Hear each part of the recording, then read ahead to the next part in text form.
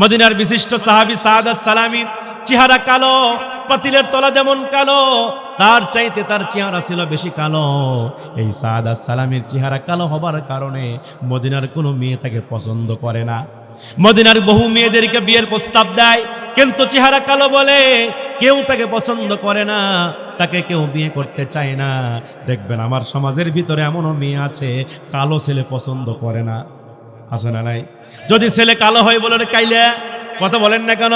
কালো ছেলে পছন্দ করে না, অথচ বলেন তো কালো বানাইছেন কে? জোরে বলেন, কালো বানাইছেন কে? সাদা বানাই কে? এইটা কোনো মানুষের হাতে নাই, এইটা করার মালিক হচ্ছে আল্লাহ।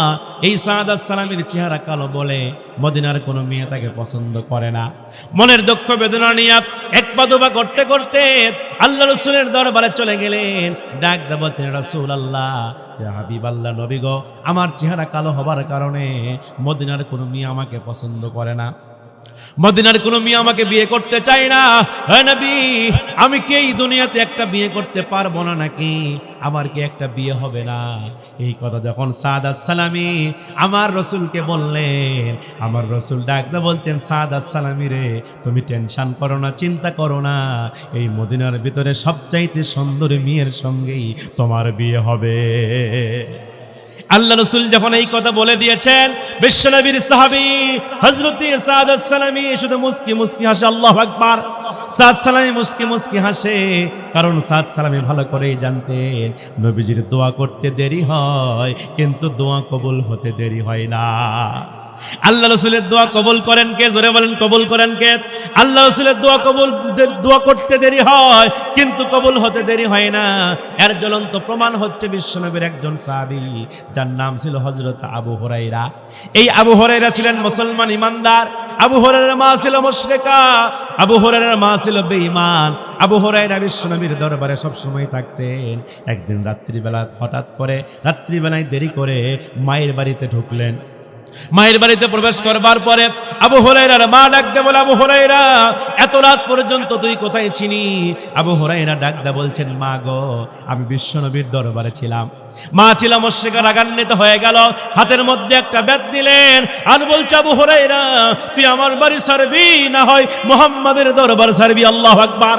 এই কথা বলতে বলতে মা আবু হুরায়রাকে মারা শুরু করলেন। আবু হুরায়রাকে এত মারলেন, কিন্তু আবু হুরায়রা একটা বারের জন্য মাকে পাল্টা আঘাত করলেন না। মাকে পাল্টা আঘাত তিনি করলেন না, মাকে মারলেন না। রক্তাক্ত হয়ে গেছে, আবু হুরায়রা কোনো প্রতিবাদ করলেন না।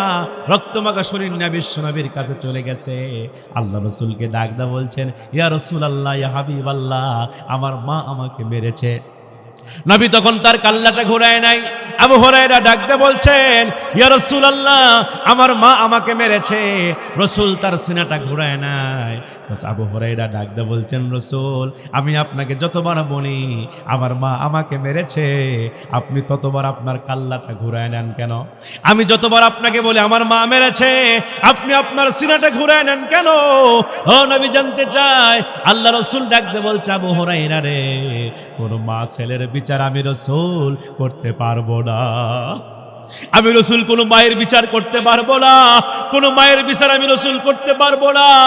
এই কথা যখন আমার রাসূল বলছে, আবু হুরায়রা ডাক দা বলছেন, ইয়া রাসূলুল্লাহ, ইয়া হাবিবাল্লাহ, নবী গো, আমি আমার মায়ের বিচার দেওয়ার জন্য আপনার কাছে আসি নাই, আমি আপনার কাছে এসেছি আপনি একটু আমার মায়ের হেদায়েতের জন্য আল্লাহর কাছে দোয়া করে দেন। আপনি একটু আমার মায়ের হেদায়েতের জন্য দোয়া করে দেন। আমার মা মুশরিকা, আমার মা মূর্তি পূজারী, আমার মা ইসলাম বোঝে না, কোরআন বোঝে না। এই কথা যখন আবু হুরায়রা আমার রাসূলকে বললেন, আমার নবী মুহূর্তের ভিতরে দুইটা হাত তুলে আবু হুরায়রার মায়ের জন্য দোয়া করা শুরু করছে। আল্লাহু আকবার। আবু হুরায়রার মায়ের জন্য রাসূল যখন দোয়া করে, আবু হুরায়রা মুহূর্তের ভিতরে আল্লাহর নবীর সামনে থেকে এক দৌড় মারছে। জোরে কোন আল্লাহু আকবার। নবী আমার মনে মনে চিন্তা করে, আবু হুরায়রা তো কোনোদিন দৌড়ায় না, আবু হুরায়রাকে কোনোদিন দৌড়াইতে দেখি নাই, কিন্তু আজকে যখন তার মায়ের হেদায়েতের জন্য দোয়া করছি, আবু হুরায়রা দৌড় মারলো কেন? আবু হুরায়রা এক দৌড় মেরে মায়ের দরজা ঠকঠক করলেন। মা মুহূর্তের ভিতরে থেকে দরজা খুলে দিল। মায়ের কণ্ঠের ভিতরে যে শিরকিয়াতের গন্ধ ছিল এইটা আর পাওয়া গেল না। মায়ের কণ্ঠের মধ্যে শিরকিয়াতের গন্ধ পাওয়া গেল না। মায়ের কণ্ঠটা নরম হয়ে গেছে। আর ডাকতে বলছেন, আবু হুরায়রা, তুই আমার 20 বছরের টাকরা যুবক ছেলে, এত মার তোরে মারলাম, এত প্রহার করলাম, একটাবারের জন্য তুই পাল্টা প্রতিবাদ করলি না, একটাবারের জন্য পাল্টা আঘাত করলি না। আবু হুরায়রা, এই ভদ্রতা আর এই শিষ্টাচার যেই নবী তোকে শিক্ষা দিয়েছে, আমাকে সেই নবীর কাছে নিয়ে চল, আমিও কালেমা পড়ে মুসলমান হয়ে যাব। আবু হুরায়রার মা যখন এই কথা বললেন, মুহূর্তের মধ্যে হযরত আবু হুরায়রা মায়ের হাতটা শক্ত করে ধরলেন। মায়ের হাতটা শক্ত করে ধরবার পরে আবু হুরায়রার মাকে নিয়ে গেলেন রাসূলের কাছে। আবু হুরায়রার মা রাসূলের হাতে হাত রেখে কালেমা পড়ে মুসলমান হয়ে গেলেন, ঈমান গ্রহণ করে ফেললেন। আল্লাহ রাসূল ডাকতে বলছেন, আবু হুরায়রা, তোমার কাছে আমার একটা প্রশ্ন আছে। আবু হুরায়রা ডাকতে বলছেন, রাসূলুল্লাহ, আপনি কি প্রশ্ন করতে চান? আমার রাসূল ডাকতে বলছেন, আবু হুরায়রা, আমি রাসূল তোমাকে কোনোদিন দৌড়াইতে দেখি নাই, তুমি তো আমার সামনে থেকে কোনোদিন দৌড়াও না, কিন্তু আমি যখন তোমার মায়ের হেদায়েতের জন্য দোয়া করছিলাম, এমন সময় তুমি দৌড় মারলে কেন? এমন সময় তুমি আমার সামনে থেকে দৌড় মারলে কেন? আমি রাসূল জানতে চাই। এই কথা যখন আমার রাসূল আবু হুরায়রাকে বললেন, আবু হুরায়রা ডাক দা বলছেন, ইয়া রাসূলুল্লাহ, ইয়া হাবিবাল্লাহ, নবী গো, আমি আবু হুরায়রা বহু আগে থেকেই শুনেছি আপনার নাকি হাত তুলতে দেরি হয় কিন্তু দোয়া কবুল হতে দেরি হয় না। আপনার নাকি হাত তুলতে দেরি হয় কিন্তু দোয়া কবুল হতে দেরি হয় না। ও রাসূল, এইটা আমি প্র্যাকটিক্যাল দেখার জন্য আপনি যখন আমার মায়ের হেদায়েতের জন্য দোয়া শুরু করেছেন, আমি এক দৌড়ে বাড়িতে গিয়ে দেখি রাসূল আমার মাকে আল্লাহ হেদায়েত দান করেছে। আল্লাহু আকবার বলে। আলহামদুলিল্লাহ, আলহামদুলিল্লাহি নাহমাদুহু ওয়া নাস্তাঈনুহু ওয়া নাস্তাগফিরুহু ونؤمن به ونتوكل عليه ونعوذ بالله من شرور أنفسنا ومن سيئات أعمالنا، من يهد الله فلا مضل له ومن يضلله فلا هادي له، ونشهد أن لا إله إلا الله وحده لا شريك له، ونشهد أن سيدنا وسندنا وحبيبنا ومولانا محمدا عبده ورسوله الذي أرسله بالحق بشيرا ونذيرا وداعيا إلى الله بإذنه وسراجا منيرا، فقد قال الله تعالى في كلامه المجيد وفرقانه الحميد، সকল জবান খুলে পড়ুন আউযু বিল্লাহি মিনাশ শাইতানির রাজিম, বিসমিল্লাহির রাহমানির রাহিম, ইন্নাল্লাহা ওয়া মালাইকাতাহু ইউসাল্লুনা আলান নবী ইয়া আইয়ুহাল্লাযীনা আমানু সাল্লু আলাইহি ওয়া সাল্লিমু তাসলিমা। আল্লাহুম্মা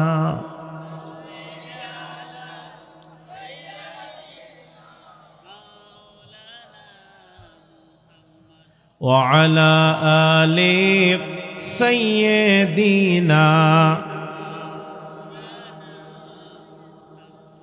হাজার ব্যথা বেদনার পরে ফিরে আসনি তুমি আপন ঘরে, দিনের আলো তুমি ছড়িয়ে দিতে চলে গেলে মদিনায় মক্কা ছেড়ে, হে রাসূল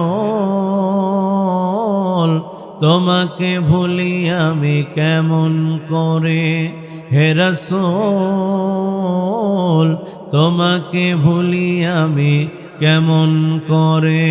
আল্লাহুম্মা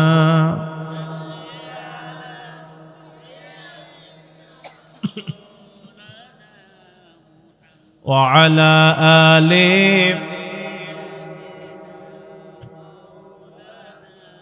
বালাগাল উলা বিকামালিহি কাশাফাত তুজা বিজামালিহি হাসুনাত জামিউ খিসালিহি।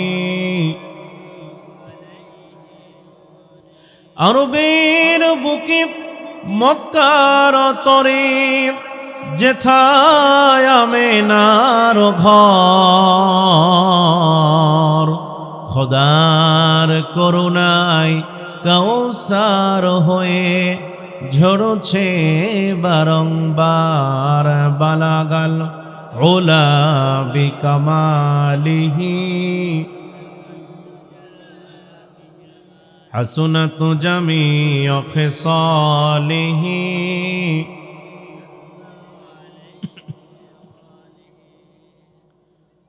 পৃথিবীর মানচিত্রে 2 শতাধিক স্বাধীন দেশের অন্যতম একটি দেশ যার নাম বাংলাদেশ। বাংলাদেশের ঐতিহ্যবাহী কক্সবাজার জেলা পেকুয়া থানার অন্তর্গত আল মদিনা ইসলামী তরুণ সংঘের উদ্যোগে 7তম তাফসিরুল কোরআন মাহফিল।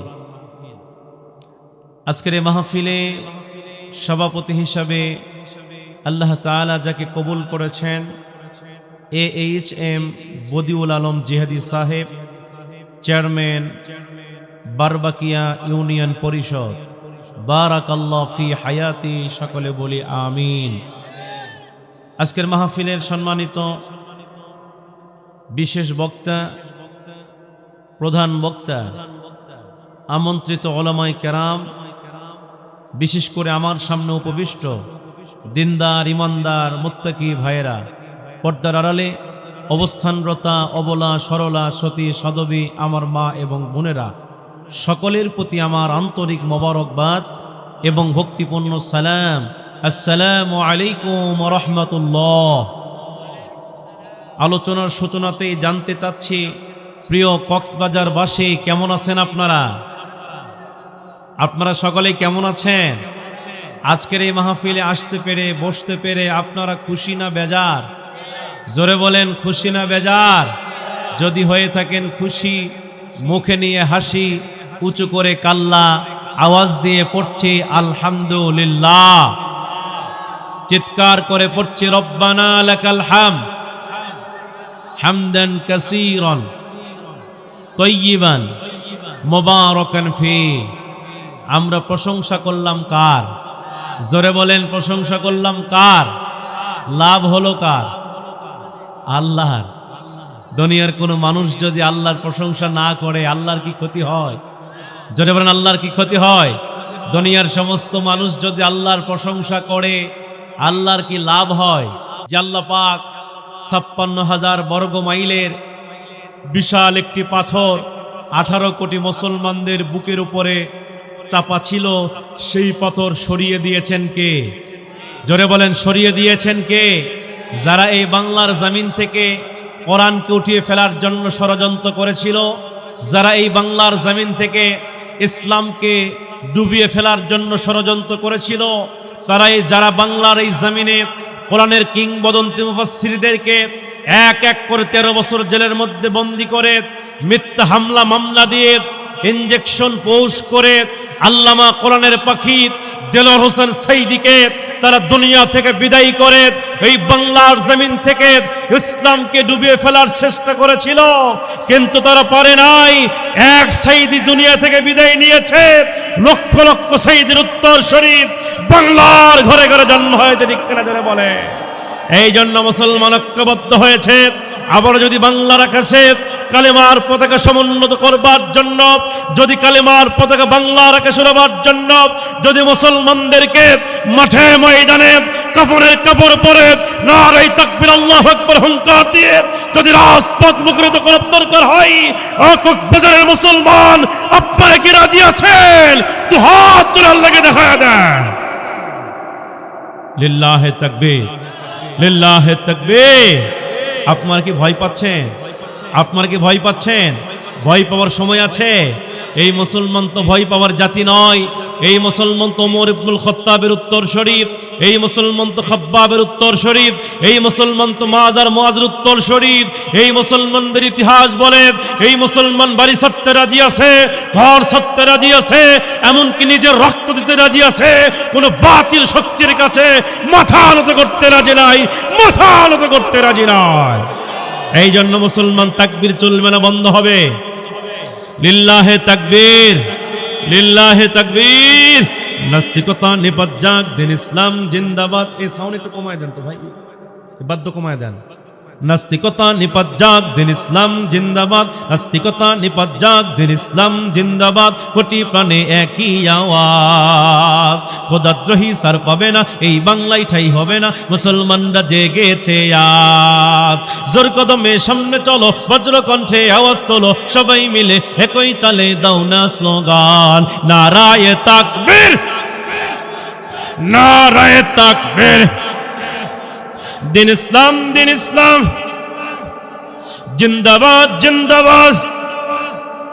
ইসলামেরই জন্য দেশের হয়েছে জন্ম, ইসলামের বিরুদ্ধে গেলে দেশ হবে ভিন্ন। ইসলামেরই জন্য দেশের হয়েছে জন্ম, ইসলামের বিরুদ্ধে গেলে দেশ হবে ভিন্ন। ইসলামের বিরুদ্ধে যারা নিয়েছে অবস্থান, এই বাংলায় ঠাই হবে না, যাও হিন্দুস্তান।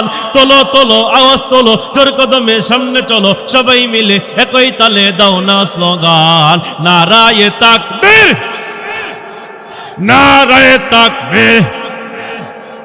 দিন ইসলাম, দিন ইসলাম জিন্দাবাদ, জিন্দাবাদ।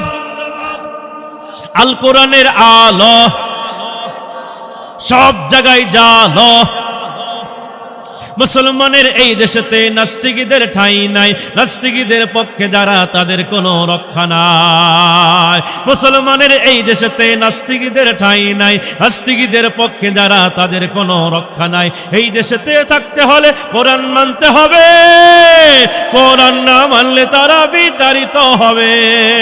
তোলো তোলো আওয়াজ তোলো, জোর কদমে সামনে চলো, সবাই মিলে একই তালে দাও না স্লোগান, নারায়ে তাকবীর, নারায়ে তাকবীর।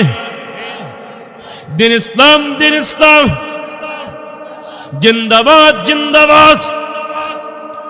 আজকের মাহফিল চলবে, চলবে, চলবে, চলবে।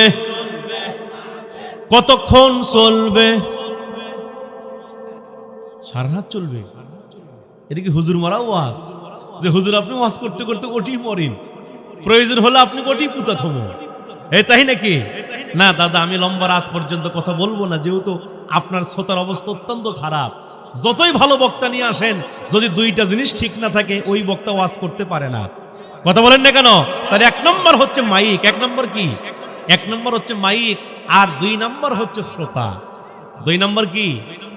এত বড় একটা আয়োজন, শ্রোতা না থাকলে যদি আল্লামা সাইদিকেও কবর থেকে উঠে নিয়ে আসেন, ওয়াজ করতে পারবে না। কথা বলেন না কেন? এই জন্য আমি মোটামুটি 1-1 ঘন্টা টাইম যদি আপনাদের কাছে নেই, থাকবেন তো? কারা কারা থাকবেন না হাত তোলেন। এই যে হাত তুলছে, বোঝে না, বোঝে না, নতুন নতুন। কথা বলেন না কেন? কারা কারা শেষ পর্যন্ত থাকতে চান, হাত আল্লাহকে দেখায় দেন। লিল্লাহে তাকবীর, লিল্লাহে তাকবীর। হাত নামায় দেন। সম্মানিত ভাইয়ের আমার, আসেন, আর ভূমিকা লম্বা নয়, আমি সরাসরি আপনাদের সামনে কোরআন থেকে তাফসীর করতে চাই। শুনতে রাজি আছেন? আজকে যে কিতাব থেকে আমি আলোচনা করব, এই কিতাবের নাম কি? জোরে বলেন, নাম কি? এই কোরআনে কোনো ভেজাল আছে? কোনো সন্দেহ আছে? আল্লাহ পাক আজ থেকে 1450 বছর আগে বলেছেন, যালিকাল কিতাবু লা রাইবা ফি। এটা এমন একটি গ্রন্থ, এটি এমন একটি কিতাব যার ভিতরে ভেজাল তো দূরের কথা, বিন্দু পরিমাণ সন্দেহের অবকাশ নাই। আল্লাহু আকবার বলেন। সুতরাং এই কোরআন থেকে যারা কথা বলবে তারা সত্য কথা বলবে, ঠিক কিনা? বিশ্বনবী বলছেন, মান ক্বালা বিহি সাদাকা, যে ব্যক্তি কোরআন দিয়ে কথা বলে সে সত্য কথা বলে। ওমান আমিলা বিহি উজরা, আর যে ব্যক্তি কোরআন দিয়ে আমল করে সে আল্লাহর পক্ষ থেকে প্রতিদান পাবে। ওমান হাকামা বিহি আদালা, আর যে ব্যক্তি কোরআন দিয়ে বিচার করে সে ন্যায় বিচার করে। আল্লাহু আকবার বলেন। কোরআনের বিচার হচ্ছে ন্যায় বিচার। আল্লাহর কোরআনের বিচার ব্যবস্থা হলো, যদি কোনো ব্যক্তি চুরি করে আল্লাহর কোরআন বলছে তার হাত কেটে ফেলো। কি কেটে ফেলো?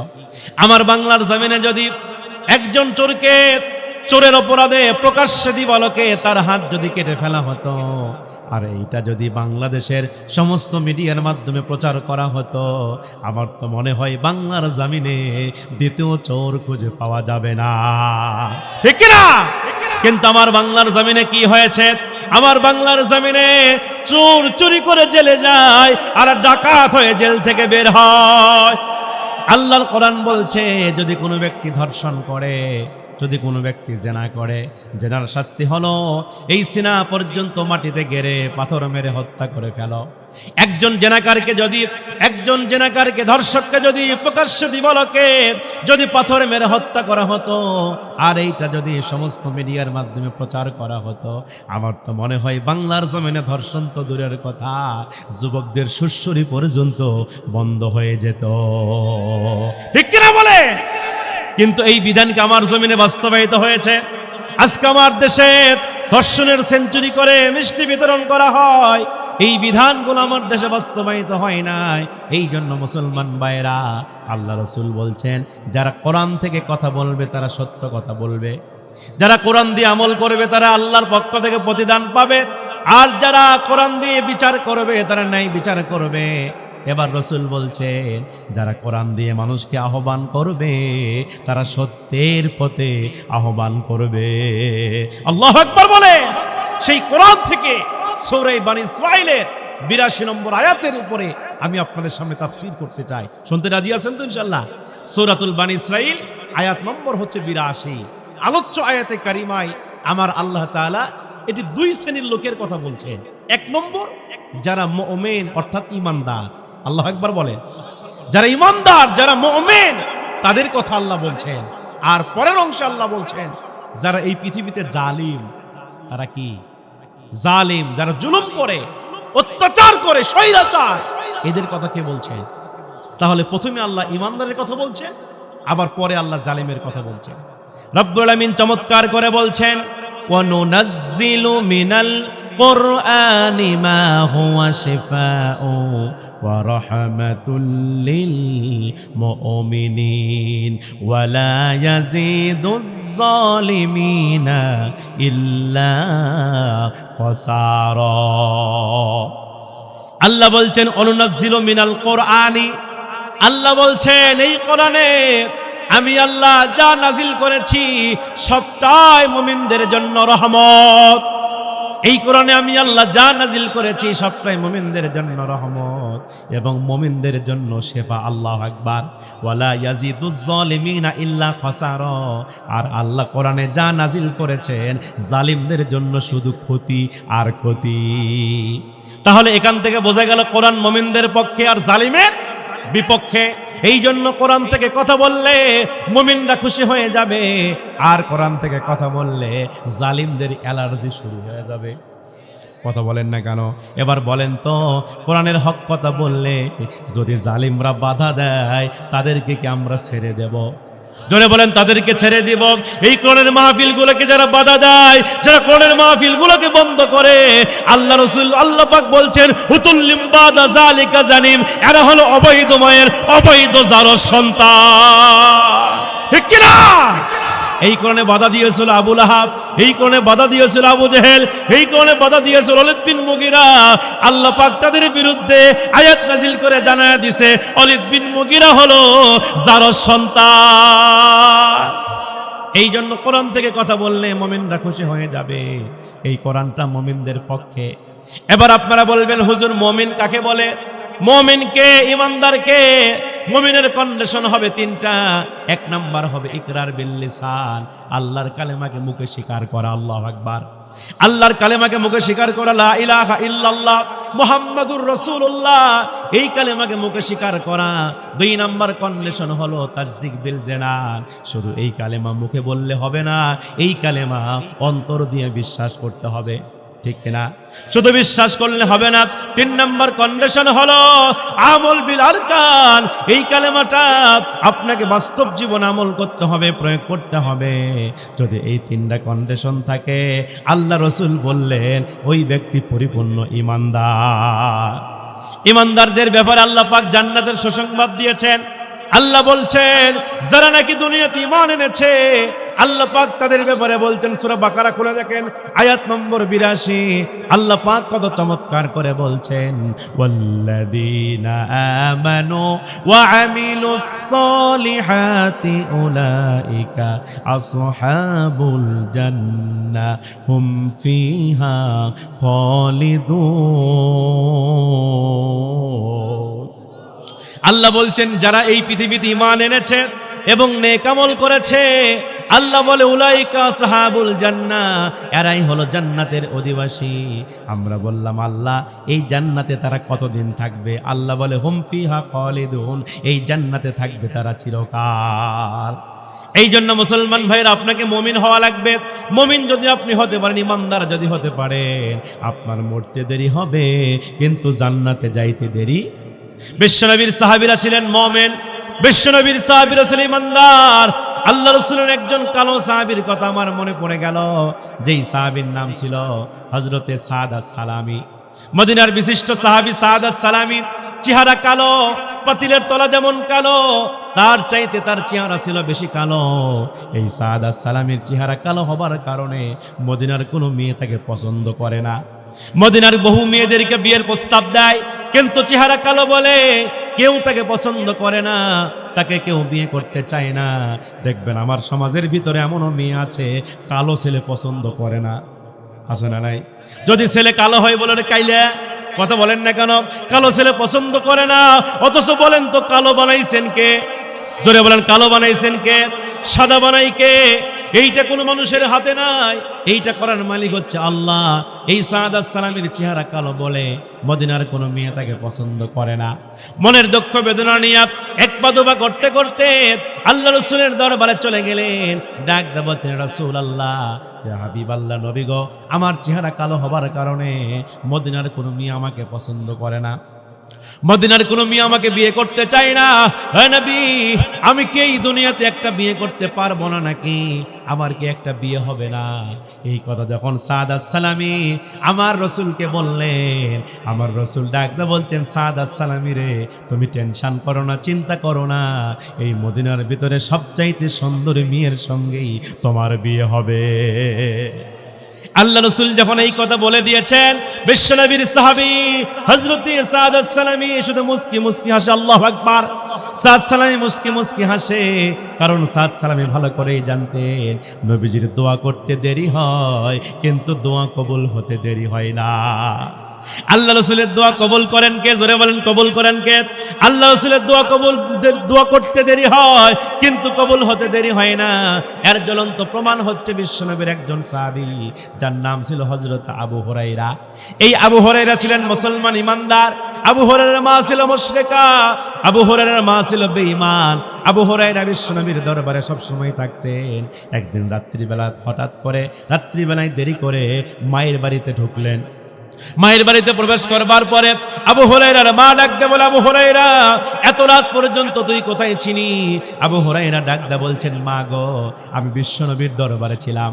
মা ছিল মুশরিকা, রাগান্বিত হয়ে গেল, হাতের মধ্যে একটা বেত দিলেন আর বলছে, আবু হুরায়রা, তুই আমার বাড়ি ছাড়বি না হয় মুহাম্মাদের দরবার ছাড়বি। আল্লাহু আকবার। এই কথা বলতে বলতে মা আবু হুরায়রাকে মারা শুরু করলেন। আবু হুরায়রাকে এত মারলেন, কিন্তু আবু হুরায়রা একটা বারের জন্য মাকে পাল্টা আঘাত করলেন না। মাকে পাল্টা আঘাত তিনি করলেন না, মাকে মারলেন না। রক্তাক্ত হয়ে গেছে, আবু হুরায়রা কোনো প্রতিবাদ করলেন না। রক্তমাখা শরীর নিয়ে বিশ্বনবীর কাছে চলে গেছে। আল্লাহ রাসূলকে ডাক দা বলছেন, ইয়া রাসূলুল্লাহ, ইয়া হাবিবাল্লাহ, আমার মা আমাকে মেরেছে। নবী তখন তার কাল্লাটা ঘোরায় নাই। আবু হুরায়রা ডাকতে বলছেন, ইয়া রাসূলুল্লাহ, আমার মা আমাকে মেরেছে। রাসূল তার সিনাটা ঘোরায় নাই। আবু হুরায়রা ডাকতে বলছেন, রাসূল, আমি আপনাকে যতবার বলি আমার মা আমাকে মেরেছে, আপনি ততবার আপনার কাল্লাটা ঘোরায় নেন কেন? আমি যতবার আপনাকে বলি আমার মা মেরেছে, আপনি আপনার সিনাটা ঘোরায় নেন কেন? ও নবী জানতে চায়। আল্লাহ রাসূল ডাকতে বলছে, আবু হুরায়রা রে, কোন মা ছেলের বিচার আমি রাসূল করতে পারবো না। আমি রাসূল কোন মায়ের বিচার করতে পারবো না, কোন মায়ের বিচার আমি রাসূল করতে পারবো না। এই কথা যখন আমার রাসূল বলছে, আবু হুরায়রা ডাক দা বলছেন, ইয়া রাসূলুল্লাহ, ইয়া হাবিবাল্লাহ, নবী গো, আমি আমার মায়ের বিচার দেওয়ার জন্য আপনার কাছে আসি নাই, আমি আপনার কাছে এসেছি, আপনি একটু আমার মায়ের হেদায়েতের জন্য আল্লাহর কাছে দোয়া করে দেন। আপনি একটু আমার মায়ের হেদায়েতের জন্য দোয়া করে দেন। আমার মা মুশরিকা, আমার মা মূর্তি পূজারী, আমার মা ইসলাম বোঝে না, কোরআন বোঝে না। এই কথা যখন আবু হুরায়রা আমার রাসূলকে বললেন, আমার নবী মুহূর্তের ভিতরে দুইটা হাত তুলে আবু হুরায়রার মায়ের জন্য দোয়া করা শুরু করছে। আল্লাহু আকবার।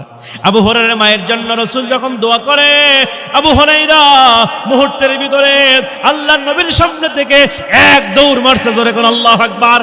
নবী আমার মনে মনে চিন্তা করে, আবু হুরায়রা তো কোনোদিন দৌড়ায় না, আবু হুরায়রাকে কোনোদিন দৌড়াইতে দেখি নাই, কিন্তু আজকে যখন তার মায়ের হেদায়েতের জন্য দোয়া করছি, আবু হুরায়রা দৌড় মারলো কেন?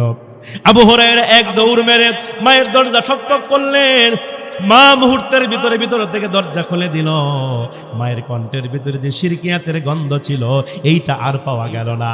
মায়ের কণ্ঠের মধ্যে শিরকিয়াতের গন্ধ পাওয়া গেল না। মায়ের কণ্ঠটা নরম হয়ে গেছে।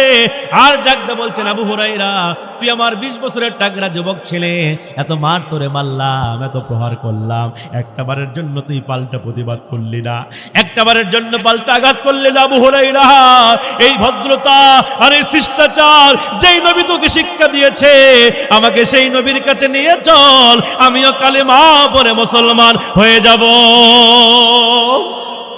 আবু হুরায়রার মা যখন এই কথা বললেন, মুহূর্তের মধ্যে হযরত আবু হুরায়রা মায়ের হাতটা শক্ত করে ধরলেন। মায়ের হাতটা শক্ত করে ধরবার পরে আবু হুরায়রার মাকে নিয়ে গেলেন রাসূলের কাছে। আবু হুরায়রার মা রাসূলের হাতে হাত রেখে কালেমা পড়ে মুসলমান হয়ে গেলেন, ঈমান গ্রহণ করে ফেললেন। আল্লাহ রাসূল ডাকতে বলছেন, আবু হুরায়রা, তোমার কাছে আমার একটা প্রশ্ন আছে। আবু হুরায়রা ডাকতে বলছেন, রাসূলুল্লাহ, আপনি কি প্রশ্ন করতে চান? আমার রাসূল ডাকতে বলছেন, আবু হুরায়রা, আমি রাসূল তোমাকে কোনোদিন দৌড়াইতে দেখি নাই, তুমি তো আমার সামনে থেকে কোনোদিন দৌড়াও না, কিন্তু আমি যখন তোমার মায়ের হেদায়েতের জন্য দোয়া করছিলাম, এমন সময় তুমি দৌড় মারলে কেন? এমন সময় তুমি আমার সামনে থেকে দৌড় মারলে কেন? আমি রাসূল জানতে চাই। এই কথা যখন আমার রাসূল আবু হুরায়রাকে বললেন, আবু হুরায়রা ডাক দা বলছেন, ইয়া রাসূলুল্লাহ, ইয়া হাবিবাল্লাহ, নবী গো, আমি আবু হুরায়রা বহু আগে থেকেই শুনেছি আপনার নাকি হাত তুলতে দেরি হয়, কিন্তু দোয়া কবুল হতে দেরি হয় না। আপনার নাকি হাত তুলতে দেরি হয়, কিন্তু দোয়া কবুল হতে দেরি হয় না। ও রাসূল, এইটা আমি প্র্যাকটিক্যাল দেখার জন্য আপনি যখন আমার মায়ের হেদায়েতের জন্য দোয়া শুরু করেছেন, আমি এক দৌড়ে বাড়িতে গিয়ে দেখি রাসূল আমার মাকে আল্লাহ হেদায়েত দান করেছে। আল্লাহু আকবার বলে সেই রাসূল ডাকতে বলছেন, সব তুমি টেনশন করো না, এই মদিনার ভিতরে সবচাইতে সুন্দরী মেয়ের সঙ্গে তোমার কি হবে? বিয়ে হবে। এবার বিশ্বনবীর সাহাবী হযরতে সাদ আস-সালামী রাদিয়াল্লাহু আনহু, কালো সাহাবী, রাসূলকে ডাক দেয়, বলে, রাসূল, কার সঙ্গে বিয়ে হবে? সেই মেয়ের পরিচয় কি? মেয়ের বাবার পরিচয় কি? রাসূল ডাক দেয়, বলে, সাদ, এত উতলা হয়েও না, আমি যখন বলছি বিয়ে হবে, ইনশাআল্লাহ হবে। আল্লাহু আকবার কর। ও সাদ, এই মদিনার মধ্যে একজন বিশিষ্ট সাহাবী আছে, যার নাম হলো ইবনে ওহাব রাদিয়াল্লাহু আনহু, তার একজন সুন্দরী মেয়ে আছে, তার সঙ্গে তোমার বিয়ে হবে। সাদ সালামি ডাক ডাকে, রাসূল, সেই বিয়েটা কিভাবে হবে? বিয়ের প্রসেসিংটা কি আমাকে একটু জানায় দেন। আল্লাহ রাসূল তখন বলতে, সাদ, তুমি একটু ধৈর্য ধারণ করো, আমি এই মুহূর্তে বিয়ের একটা পয়গাম লিখে দিচ্ছি, বিয়ের একটা চিঠি লিখে দিচ্ছি। এই বিয়ের প্রস্তাবখানা, এই চিঠিখানা মেয়ের বাবার বাড়িতে পৌঁছায়া দিবা। চিঠি পৌঁছাইতে দেরি হবে, কিন্তু মেয়ের বাবা বিয়েতে রাজি হতে দেরি হবে না। আল্লাহ রাসূল সুন্দর করে বিয়ের একটা পয়গাম লিখলেন। বিয়ের পয়গাম লিখে, চিঠিখানা লিখে পাস করে সাদের হাতের মধ্যে উঠা দিলেন আর বলতেন সাদ যাও চলে যাও মেয়ের বাবার বাড়িতে।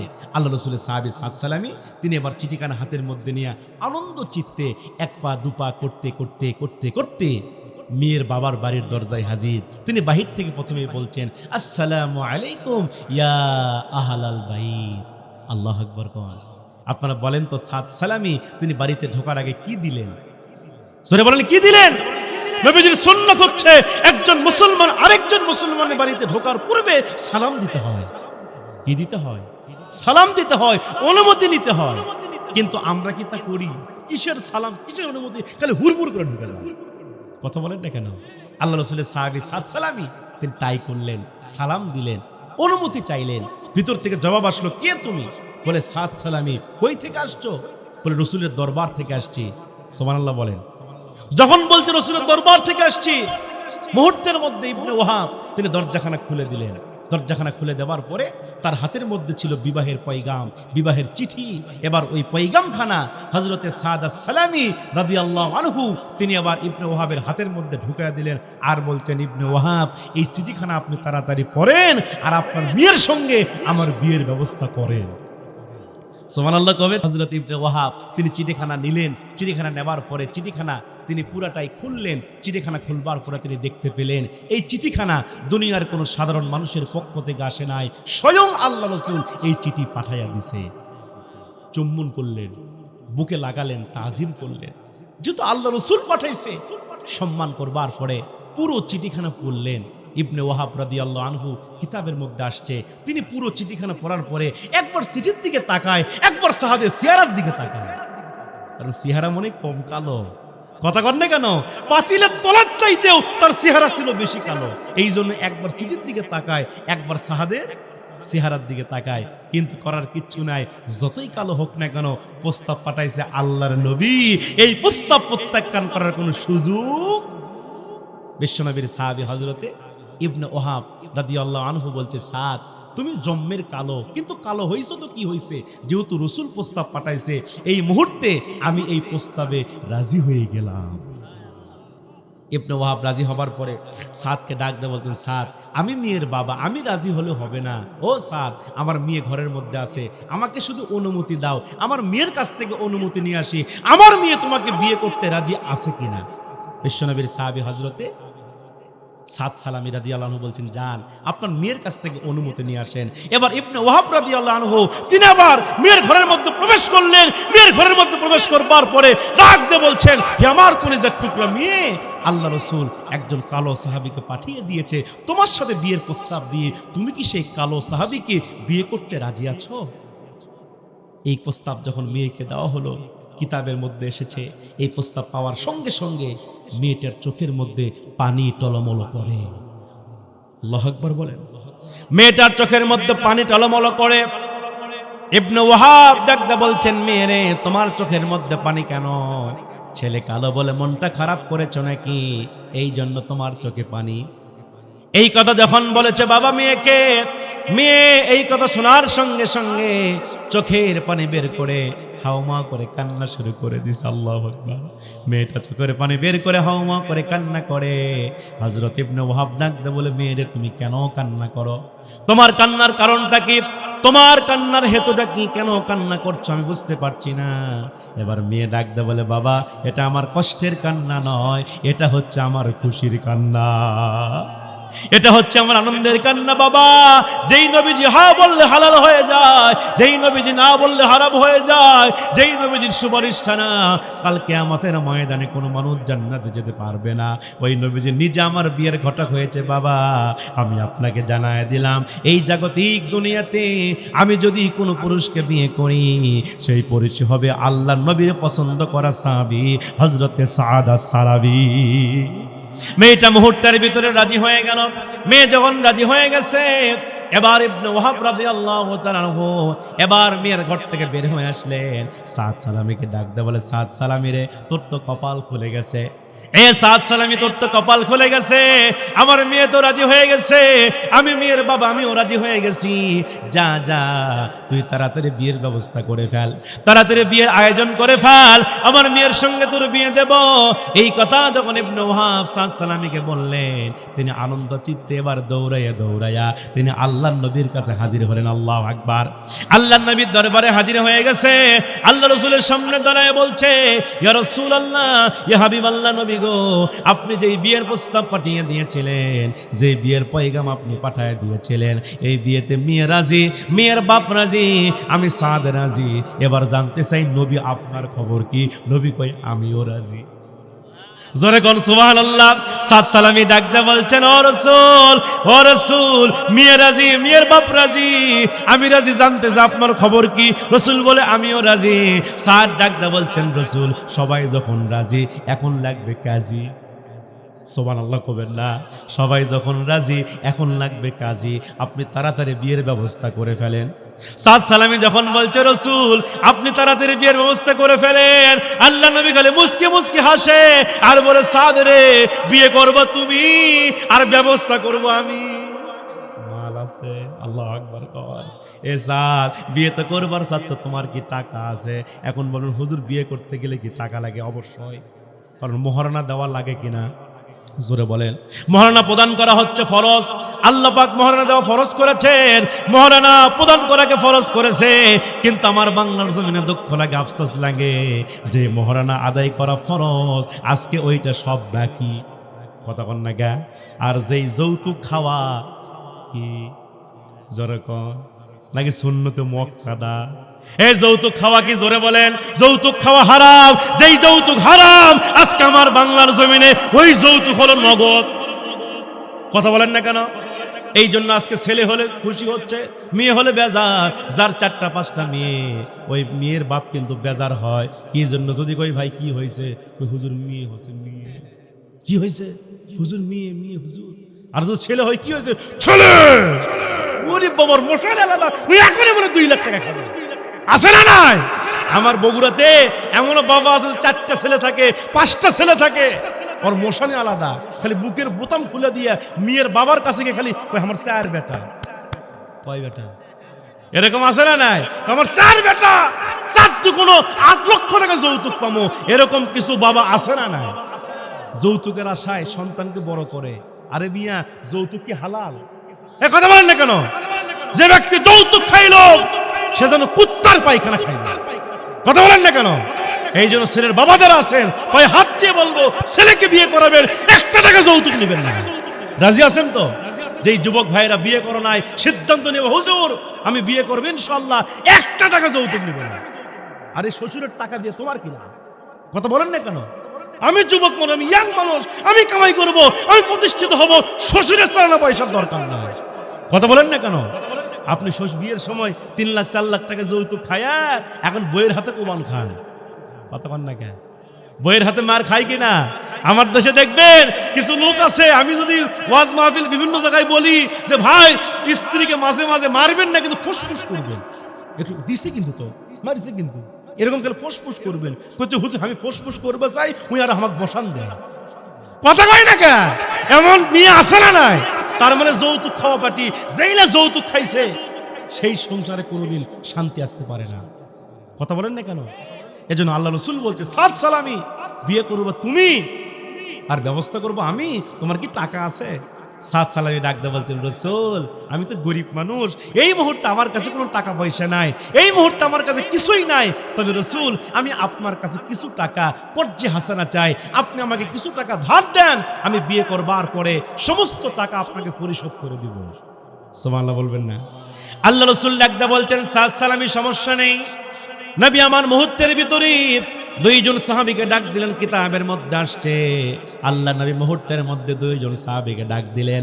তাদের 1 নাম্বার সাহাবী হলো হযরত ওসমান রাদিয়াল্লাহু আনহু, 2 নাম্বার হযরত নুমান রাদিয়াল্লাহু তাআলা আনহু। আল্লাহ রাসূল ওসমানকে ডাক দিয়ে বলছে, ওসমান রে, তুমি আমাকে 200 দিরহাম দাও। ওসমান বিশ্বনবীকে 200 দিরহাম দিয়ে দিলেন। এবার রাসূল নওমানকে ডাকতে বলছে, নওমান রে, তুমিও আমাকে 200 দিরহাম দাও।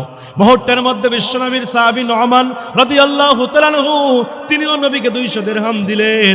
এই 200 400 দিরহাম আমার নবীজি হাতের মধ্যে নিয়া হযরতে সাদ সালামীকে ডাকতে বলছে, ও সাদ সালামী রে, এই যে 400 দিরহাম তোমার হাতের মধ্যে উঠায় দিলাম, এই যে 400 দিরহাম তোমার হাতের মধ্যে দিলাম, তুমি এই মুহূর্তে চলে যাও, মদিনার মার্কেটে চলে যাও, বিয়ের বাজার করে আনো, আগামীকালকে আমি রাসূল তোমার বিয়ে পড়াইয়া দিব।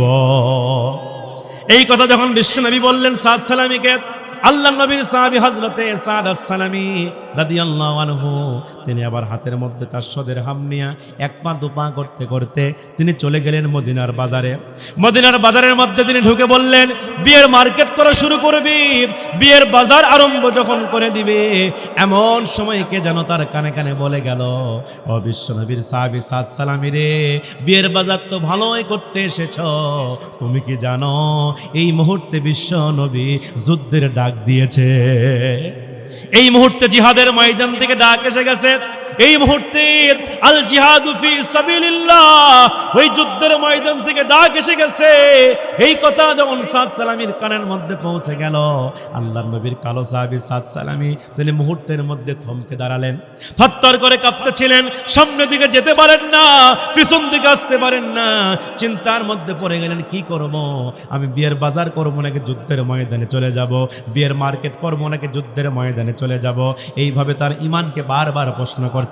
হযরতে সাদ আস-সালামী রাদিয়াল্লাহু তাআলা আনহু তার ঈমানকে যখন বারবার প্রশ্ন করছে, সাদ তুই বলে দে, আমি বিয়ের বাজার করব নাকি যুদ্ধের ময়দানে চলে যাব, বিয়ের মার্কেট করব নাকি যুদ্ধের ময়দানে চলে যাব, এইভাবে যখন তার ঈমানকে প্রশ্ন করেছে, সাদের ঈমান বলে দেয়, সাদ রে, তুই যদি দুনিয়াতে বেঁচে থাকিস বহু বিয়ে করতে পারবি, কিন্তু যুদ্ধের ময়দান থেকে জিহাদের যে ডাক এসেছে, এই ডাক হয়তো তুই আর কোনোদিন পাবি না, এই ডাক হয়তো তুই আর কোনোদিন পাবি না।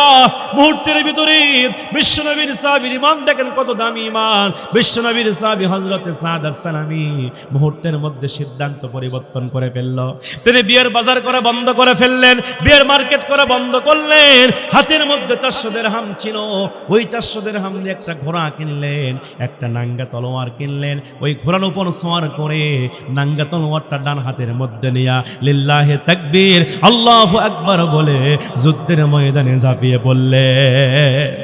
বিশ্বনবীর সাহাবী হযরতে সাদ আস-সালামী তিনি মুহূর্তের ভিতরে এবার ওই নাঙ্গা তলোয়ার নিয়ে যুদ্ধের ময়দানে চলে গেলেন, লড়াই করা শুরু করেছে, কাফেরদেরকে মারতে মারতে জাহান্নামে পাঠায় দেয়, কাফেরদেরকে মারতে মারতে জাহান্নামের মধ্যে পাঠায় দেয়। যুদ্ধ শেষ হয়ে যাবে, কিতাবের মধ্যে আসছে যুদ্ধ শেষ হওয়ার আগে মুহূর্তে একজন বেঈমান হযরতে সাদ সালামীকে পেছন থেকে তলোয়ার দিয়ে ডান হাতের মধ্যে কোপ মারলেন। হযরতে সাদ সালামীর ডান হাতের ভিতরে তলোয়ার লেগে গেল, তলোয়ার লাগার সঙ্গে সঙ্গে সাদ সালামীর ডান হাতের মধ্যে যখন তলোয়ার লেগে গেছে, এই ডান হাতটা দেহ থেকে আলাদা হয়ে জমিনের মধ্যে পড়ে গেছে। আল্লাহু আকবার। হযরতে সাদ সালামীর ডান হাতটা আলাদা হয়ে পড়ে গেল। বিশ্বনবীর সাহাবী হযরতে সাদ আস-সালামী তিনি যুদ্ধ থামিয়ে দিলেন না, নাঙ্গা তলোয়ারটা বাম হাতের মধ্যে উঠা নিলেন, বাম হাতে নাঙ্গা তলোয়ারটা উঠায়া তিনি বাম হাত দিয়ে লড়াই করছে, বাম হাত দিয়ে জিহাদ চালিয়ে যাচ্ছে, বাম হাত দিয়ে লড়াই করতে করতে আরেকজন বেঈমান পেছন থেকে এসে বাম হাতের মধ্যে কোপ মার। হযরতে সাদ আস-সালামী রাদিয়াল্লাহু তাআলা আনহু তিনি আর ঘোড়ার উপর স্থির থাকতে পারলেন না, তিনি মুহূর্তের মধ্যে ঘোড়া থেকে জমিনে পড়ে গেলেন। ঘোড়া থেকে যখন জমিনের মধ্যে পড়ে গেছে, হযরতে সাদ সালামী থরথর করে যখন কাঁপতেছিল, আরেকজন বেঈমান এসে বিশ্বনবীর সাহাবী হযরতে সাদ সালামী কি এমন ভাবে তলোয়ার দিয়ে কোপ মেরেছে, আল্লাহর নবীর কালো সাহাবী তিনি ওই যুদ্ধের ময়দানে শাহাদাত বরণ করে দুনিয়া থেকে বিদায় নিয়ে চলে গেলেন। আল্লাহর নবীর কালো সাহাবী তিনি দুনিয়া থেকে বিদায় নিয়ে চলে গেছে। কিছুক্ষণ পরে যুদ্ধ সমাপ্ত হয়ে গেল। আল্লাহর নবীর কাছে একদল সাহাবীরা দৌড়ে গেলেন, গিয়া বলছেন, ইয়া রাসূলুল্লাহ, ইয়া হাবিবাল্লাহ, নবী গো, আজকের যুদ্ধের ময়দানে হযরতে সাদ শহীদ হয়ে গেছে। আল্লাহ রাসূল ডাকতে বলছেন, সাহাবীরা রে, তোমরা কোন সাদের কথা বলছো? এবার বিশ্বনবীর সাহাবীরা ডাকতে বলছেন, ইয়া রাসূলুল্লাহ, ওই যে কালো সাদের কথা বলছি, যেই কালো সাদ চেহারা কালো হওয়ার কারণে কোনো মেয়ে পছন্দ করতো না। ওই সাদ আজকে যুদ্ধের ময়দানে শহীদ হয়ে গেছে। আল্লাহু আকবার। ওই সাদ যুদ্ধের ময়দানে শহীদ হয়ে গেছে। এই খবর আমার নবীজি শোনার সঙ্গে সঙ্গে আমার নবীজি চোখের পানি বের করে হাউমাউ করে কান্না করতে করতে আমার নবীজি দৌড়ায় আসে। আল্লাহু আকবার জোরে বলেন। আমার নবীজি দৌড়ায় আসতে আসতে আমার নবীজি সাদের লাশ দেখতে পেলেন। নবী আমার সাদের লাশের দিকে তাকায়া দেখে দুইটা হাত তার দেহ থেকে আলাদা হয়ে গেছে। আল্লাহর নবী সাদের লাশের দিকে তাকায়া চোখের পানি বের করে হাউমাউ করে আমার নবীজি কান্না করে, হাউমাউ করে আমার নবীজি কান্না করে। কিতাবের মধ্যে আসছে বিশ্বনবী যখন হাউমাউ করে কান্না করতে করতে কিছুক্ষণ পরে আমার নবীজি আবার মুস্কি মুস্কি হাসেন। সাহাবীরা প্রশ্ন করলেন, ইয়া রাসূলুল্লাহ, আপনি কিছুক্ষণ আগে কান্না করলেন, এখন আবার আপনি মুস্কি মুস্কি হাসছেন কেন জানতে চাই। আমার নবী ডাকদা বলতেন, সাহাবীরা রে, আমার কান্নার কারণ হলো আমার এই কালো সাহাবীর দুনিয়াতে একটা ইচ্ছা ছিল বিয়ে করা। আল্লাহু আকবার। আমার এই কালো সাহাবীর দুনিয়াতে ইচ্ছা ছিল একটা বিয়ে করা। আমার কালো সাহাবী, তিনি কালো হবার কারণে মদিনার কোনো মেয়ে তাকে পছন্দ করতো না, কোনো মেয়ে তাকে বিয়ে করতে চাইতো না। সে মনের দুঃখ বেদনা নিয়ে আমি নবীর দরবারে এসেছিল। আমি রাসূল তার জন্য একটা মেয়ে ঠিক করে দিয়েছিলাম। শুধু তাই নয় সাহাবীরা, তোমরা শুনে নাও, আমি রাসূল তাকে তার বিয়ে করার জন্য আমি তাকে 400 দিরহাম দিয়েছিলাম। কিন্তু আমার সাদের ইমানটা এত দামি ইমান রে, আমার সাদ জাগতিক দুনিয়াতে বিয়ে না করে আজকের যুদ্ধের ময়দানে এসে শহীদ হয়ে গেছে। এই জন্য আমি রাসূল কান্না করি। আর আমার হাসার কারণ হলো সাহাবীরা, আমি রাসূল যা দেখি তোমরা তা দেখো না, আমি রাসূল যা জানি তোমরা তা জানো না। ও আমার সাহাবীরা, আমি রাসূল আমার নবুয়তের চোখ দিয়া এই মুহূর্তে দেখতে পেতেছি ওই জান্নাতের মধ্য থেকে কোটি কোটি হুর গেলে মান এসে সাদের গলার ভিতরে মালা পরিধান করায়া দিতেছে। সুন্নাত নয় শুধু দাওয়াতের মেহমান। পড়েন, সুন্নাত নয় শুধু খাওয়া শেষে মধুপান, আরো কিছু সুন্নাত আছে তুমি জানো কি? জানলেও জীবনে কখনো তা মানো কি? সুন্নাত কোরআনের সমাজ বিনির্মাণে বহিরি সকল পথ বাড়িয়ে চলা। সুন্নাত দাওয়া দিনের পাশাপাশি ইসলাম রক্ষায় হাতে তলোয়ার তোলা। সুন্নাত শুধু নয় নমনী ও আলাপন, আর সুন্নাত হলো হুঙ্কার গর্জন। সুন্নাত শুধু নয় মেষ চরাতে যাওয়া, আর সুন্নাত হলো পাথরের আঘাত খাওয়া। মহাব্বতে তার সুদিনের সাথী তুমি, মহাব্বতে তার সুদিনের সাথী তুমি, দুরদিনেও তার পাশে থাকো কি? আরো কিছু সুন্নাত আছে তুমি জানো কি? জানলেও জীবনে কখনো তা মানো কি? জোরে বলেন না মারহাবা। তাহলে এইটা ছিল সাহাবীদের ঈমান ভাইয়ের আমার।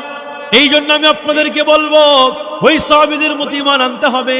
যদি আপনি দুনিয়াতে ঈমান আনতে পারেন, মুমিন হতে পারেন, আল্লাহ রাসূল বলছেন ঈমানদার বান্দার মরতে দেরি হবে কিন্তু জান্নাতে যাইতে দেরি হবে না। ঈমানদার বান্দারা কখনো কখনো কোনো বাতিলের কাছে মাথা নত করবে না। আমার মুসলমান ভাইয়েরা, বিশ্বনবীর সাহাবীরা কখনো মাথা নত করে নাই। আল্লাহ রাসূল যখন তাবুক যুদ্ধের ডাক দিলেন, সমস্ত সাহাবায়ে কেরামকে এক জায়গায় করলেন। আমার নবীজি সাহাবায়ে কেরামকে এক জায়গায় করে রাসূল ডাকতে বলছেন, সাহাবীরা রে, এই মুহূর্তে তোমাদের মালগুলো এক জায়গায় করো। আল্লাহর নবীর সাহাবীরা তারা তাবুক যুদ্ধের জন্য মালগুলো এক জায়গায় করলেন। সমস্ত সাহাবীদের দান শেষ হয়ে গেছে। আল্লাহর নবী দেখতেছে পাশে দাঁড়িয়ে একজন সাহাবী, যার নাম ছিল হযরত আব্দুল্লাহ, তিনি পাশে দাঁড়িয়ে কান্না করেছে। আমার নবীজি তার কান্না শুনে আব্দুল্লাহর কাছে গিয়ে বলছে, আব্দুল্লাহ রে, তুমি এখানে দাঁড়ায় দাঁড়ায় কান্না করছো কেন? কি হয়েছে তোমার? আব্দুল্লাহ ডাকতে বলছেন, ইয়া রাসূলুল্লাহ, ইয়া হাবিবাল্লাহ, নবী গো, ও রাসূল, আজকের এই যুদ্ধের ময়দানে সমস্ত সাহাবীরা দান করলো, কিন্তু আমি এত গরিব সাহাবী আজকের যুদ্ধের ময়দানে কিছুই দিতে পারি নাই। এই যুদ্ধের ময়দানে কোনো টাকা পয়সা দিতে পারি নাই। ও নবী, আমার কাছে দেবার মতো কিছুই নাই, কিন্তু এই যুদ্ধের ময়দানে আবু বকর দান করেছে, হযরত ওমর দান করেছে, ওসমান দান করেছে, এমনকি মহিলা সাহাবীরা পর্যন্ত দান করেছে, কিন্তু আমি একটা দিরহামও দিতে পারি নাই। এই জন্য আমি কান্না করি। নবী, আমি এই জন্য কান্না করি। এবার রাসূল, আমার জন্য আপনি দোয়া করে দিবেন। আমার মাল নাই তো কি হয়েছে নবী, আমার একটা জীবন আছে, আপনি আল্লাহর কাছে দোয়া করে দিবেন আমার এই জীবনটা যেন আল্লাহর জন্য আমি দিতে পারি। নবী আমার মুহূর্তের মধ্যে বলছে, আব্দুল্লাহ রে, যাও যাও, তুমি একটা গাছের বাকল নিয়ে আসো। বিশ্বনবীর সাহাবী হযরত আব্দুল্লাহ রাদিয়াল্লাহু আনহু তিনি মুহূর্তের ভিতরে এক দৌড় মেরে একটা গাছের বাকল ছেড়ে আনলেন। আল্লাহর নবী মুহূর্তের ভিতরে আব্দুল্লাহর এই বাম হাতের এই জায়গাতে গাছের বাকলটা পরায়া দিছে।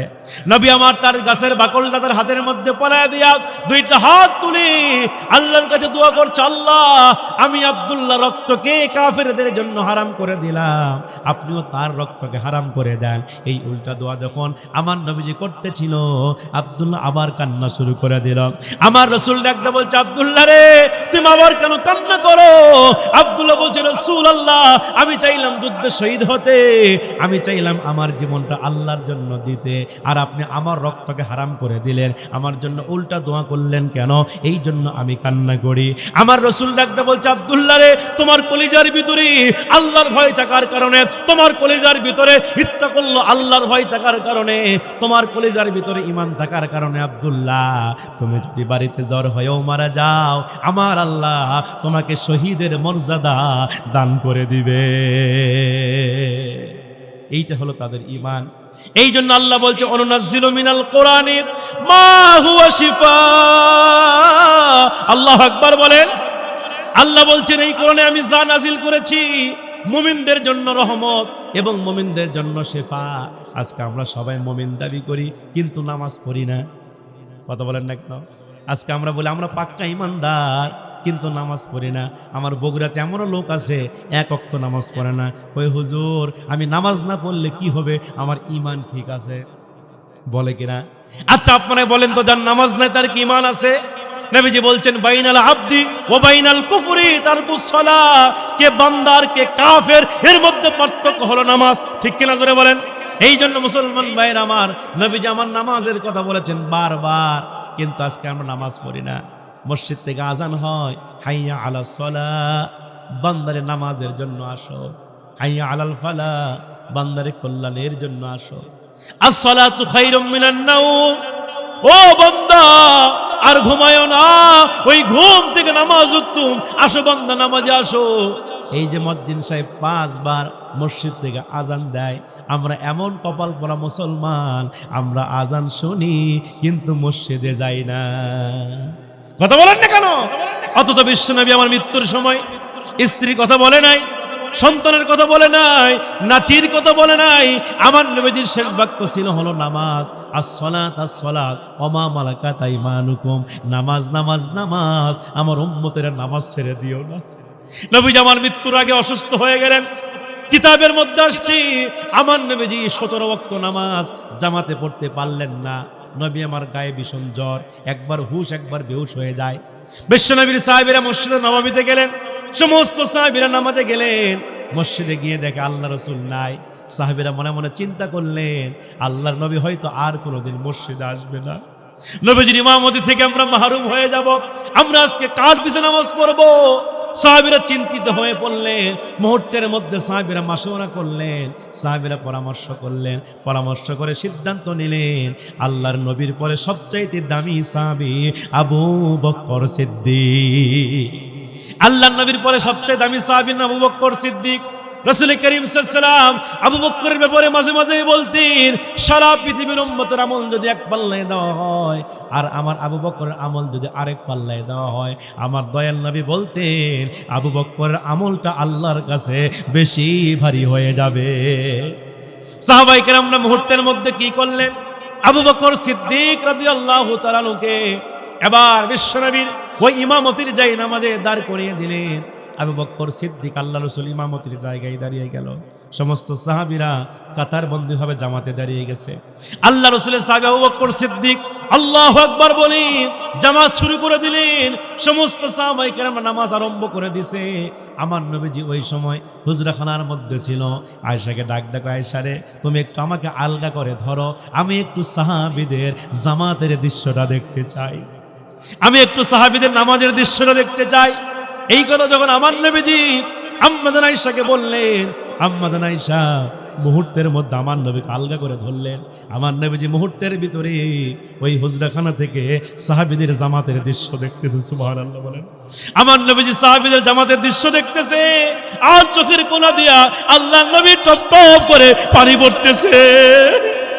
নবীর চোখের কোনা দিয়া যখন টপ টপ করে পানি পড়ে, আম্মা জান আয়েশা সিদ্দিকা নবীদের চোখের পানিগুলা মুছায়া দেয়, নবীজির চোখের পানি মুছায়া দেয় আর বলছে, রাসূলুল্লাহ আপনার কি কষ্ট হচ্ছে নাকি, আপনার কি ব্যথা লাগছে নাকি, আপনি কেন কান্না করছেন, আপনি কেন কান্না করছেন রাসূল, আপনার কি কষ্ট হচ্ছে নাকি? এই কথা যখন আয়েশা বললেন, আমার রাসূল ডাকতে বলে, আয়েশা রে এটা আমার কষ্টের কান্না নয়, এটা হচ্ছে আমার তৃপ্তির কান্না।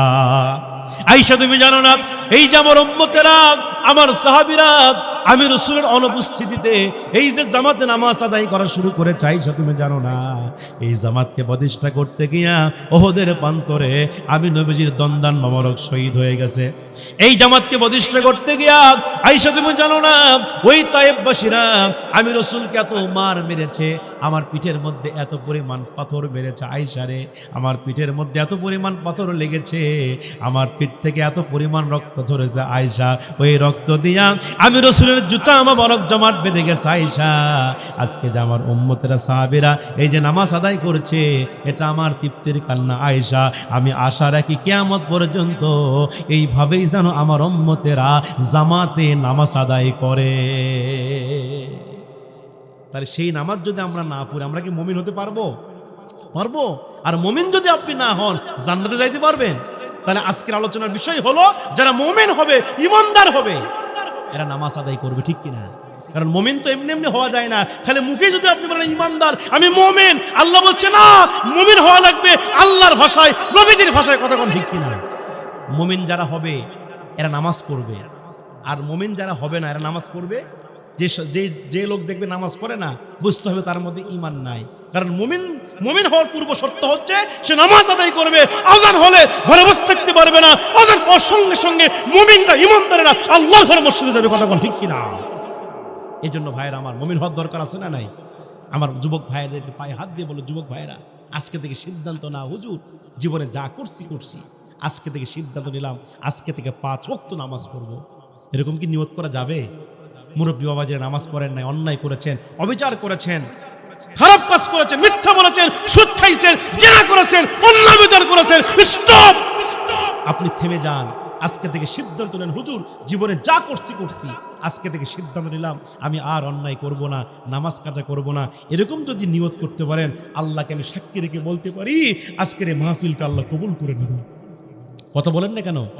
আরে ভাই কেন আপনি তওবা করবেন? এই যুবক ভাইয়েরা তোমাদের পায়ে হাত দিয়ে বলছি, কেন তোমরা তওবা করবে না? তোমরা মনে করতে যে হুজুর আমি বিয়েই করি নাই, দাড়ি ওঠে নাই, একটু বিয়ে শাদী করবো, দাড়ি উঠবে, সন্তান হবে, দাড়ি পাকবে, তারপরে মসজিদে যাবে। আমি বলি যুবক ভাই, ও যুবক ভাই বলো না তোমার জীবনের কি গ্যারান্টি আছে?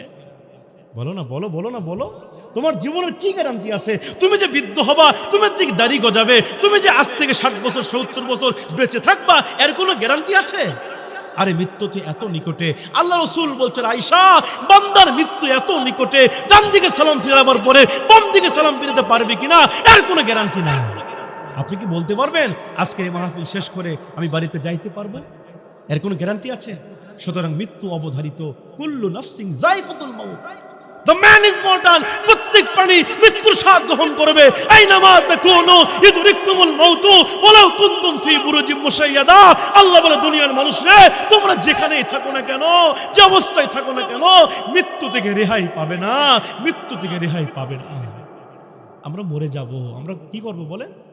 মরে যাব, আমরা দুনিয়াতে থাকবো না। এখন আপনি আজকেই যখন ঘুমাতে যাবেন, বালিশে মাথাটা রেখে একটু চিন্তা করবেন, আজকে রাতেই যদি আমার মৃত্যু হয়, আমি কতটুকু প্রস্তুত আছি আমি আল্লাহর সামনে দাঁড়াতে পারবো? কথা বলেন না ভাইরা? আপনি একটু চিন্তা করেন না, আমার জীবনে আমি কতটুকু ভালো কাজ করেছি, কতটুকু খারাপ কাজ করেছি। আপনি বালিশে মাথা লাগে একটু হিসাব করেন, দেখবেন আপনার আমলের খাতায় জিরো পড়ে যাবে। কথা বলেন না কেন? এজন্য আসেন না, তুবু ইলাল্লাহ তাওবাতান নাসুহা। এই যে সাহাবীরা কত ভালোবাসতেন রাসূলকে, আরে শুধু পুরুষ সাহাবীরা নয়, মহিলা সাহাবীরা পর্যন্ত তাদের ঈমান কেমন ছিল। একজন মহিলা সাহাবী আল্লাহ রাসূল যুদ্ধের ময়দানে যাইতেছে, একজন মহিলা সাহাবী ছোট্ট একটা বাচ্চাকে নিয়ে রাসূলের সামনে দাঁড়ায় গেছে। আল্লাহু আকবার বলেন। ছোট্ট বাচ্চাকে রাসূলের সামনে দাঁড়ায় গেছে আর বলছেন, ইয়া রাসূলুল্লাহ, আমার এই ছোট্ট বাচ্চাকে আমি যুদ্ধের জন্য কুরবানি করে দিলাম, আমি যুদ্ধের জন্য ওয়াকফ করে দিলাম। ও রাসূল, আমার স্বামী জীবিত নাই, আমার কোনো বড় সন্তান নাই, এই যে ছোট্ট একটা বাচ্চা রাসূল, আমি এইটাকে যুদ্ধের জন্য দিয়ে দিলাম। আল্লাহ নবী ডাক দিয়ে বলছেন, ও মহিলা সাহাবী, তুমি তো ছোট্ট বাচ্চাকে যুদ্ধের জন্য দিচ্ছ, এই বাচ্চা তো যুদ্ধ করতে পারবে না, যুদ্ধের রণকৌশল বুঝবে না, এ তো জিহাদ করতে পারবে না, আমি তো তোমার বাচ্চাকে নিয়ে ঝামেলায় পড়ে যাব, যাও যাও তোমার বাচ্চাকে নিয়ে তুমি চলে যাও। মহিলা সাহাবী চোখের পানি বের করে হাউমাউ করে কান্না করছে আর বলছিল, ইয়া রাসূলুল্লাহ, ইয়া হাবিবাল্লাহ, নবী গো, আপনাকে যখন কাফিররা ডান দিক থেকে তীর মারবে, আপনাকে যখন কাফিররা বাম দিক থেকে তীর মারবে, আপনাকে যখন কাফিররা সামনের দিক থেকে তীর মারবে, ও রাসূল, আমার এই ছোট্ট কলিজার টুকরাকে আপনি তীরের আগে ধরবেন, আমার সন্তান রক্তাক্ত হয়ে দুনিয়া থেকে বিদায় নিয়ে চলে যাবে আর আপনি রাসূল বেঁচে থাকবেন, এটাই হলো আপনার প্রতি আমার ভালোবাসা। এটা ছিল মহিলা সাহাবীদের ঈমান।